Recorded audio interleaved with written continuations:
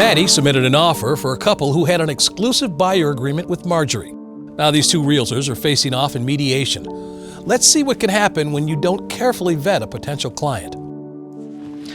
Okay. Good morning. Good to see you both. I know this is tough. I need you both to understand that this mediation is confidential. Nothing said today will leave this room, including any of the notes that are taken. Now, please know that sometimes the temperature can run hot in these meetings, so I ask for us to show some respect and some civility. I'm also obligated to remind everyone that no weapons are allowed. You mean like the knife in my back? Marjorie? Sorry. Okay. Let's begin. Marjorie, you first. I've worked with Chad Caldwell for 5 years. Maddie met him at her open house, and 3 hours later, she had a contract on that house. Chad assured me that they didn't have an agent. Maddie, you will have your turn. Thank you. My client swears he wanted me to write that contract, but Maddie pressured him and told him that he'd lose the house if she didn't write an offer immediately. That's a lie. I did a little research on our Miss Maddie, and in her 2 years of business, she's had exactly 2 transactions. It's easy to see why you need to poach clients from other brokers. Hey. Maddie, I know this is hard. I do. Okay, but you will have an opportunity to speak. Thank you. I have an agreement with my buyer, and I am the procuring cause. So Maddie should have just backed off. I mean, seriously, how can she expect the commission on both the listing and the selling? It's just not right. Okay.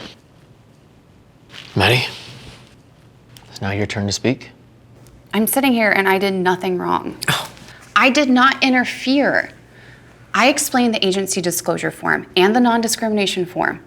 I asked Mr. Caldwell if he had a broker, and he said no. What more was I supposed to do? Hire a private investigator? Mr. Caldwell said he wanted to put an offer in, so I did what any professional realtor would do. I wrote up the offer. He even provided his pre-approval. From a grant I wrote for him. Marjorie, it's Maddie's turn. I delivered everything to my team leader, and the seller signed the contract. Mr. Caldwell was so excited. And then she storms in out of nowhere claiming representation and procuring cause. And she's making up lies about me. This is pointless. We should just go to arbitration. Maddie, I've helped resolve arguments that are much more toxic than this. Can you give it a little bit more time?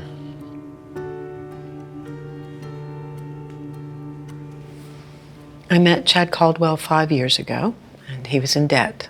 I helped him clean up his terrible credit. I got him a grant, got him pre-approved.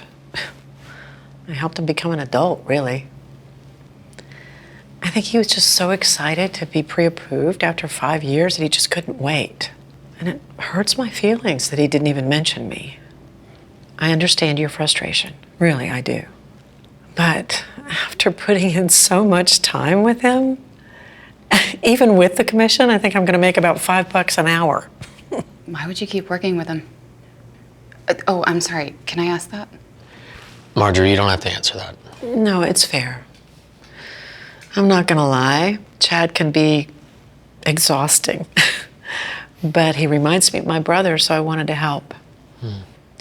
I guess I should just be happy that he finally found his dream home, but after putting in so much time, it just doesn't seem fair to get nothing. Maddie, I'm really sorry I accused you. But I still feel I'm the procuring cause. I guess I never realized how much time and effort Marjorie put in. I mean, you've been working with him longer than I've been a realtor. But Chad never mentioned her. And believe me, I would have backed off if I'd known. But I didn't know. And I did help him craft a winning offer. Well, you know what I'm hearing right now is some room for compromise. Right? This is good stuff. Hopefully, Maddie and Marjorie can resolve their issue. Now, if you find yourself in mediation, it's best to enter looking for a solution everyone can live with versus trying to win at all costs.